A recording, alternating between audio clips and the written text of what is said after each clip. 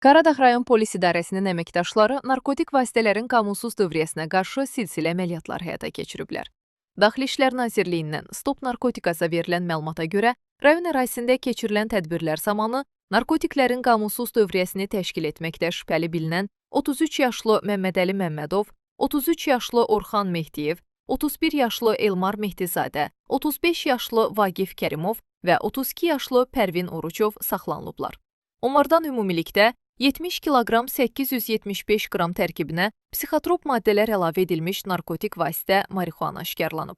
Saxlanılanlar şəxslərin müxtəlif İran vətəndaşları ilə cinayət əlaqəsinə girərək, narkotikləri sərhədyanı bölgələrdən qazanc əldə etmək və müxtəlif ünvanlara yerləşdirmək məqsədi ilə əldə etdikləri məlum olub.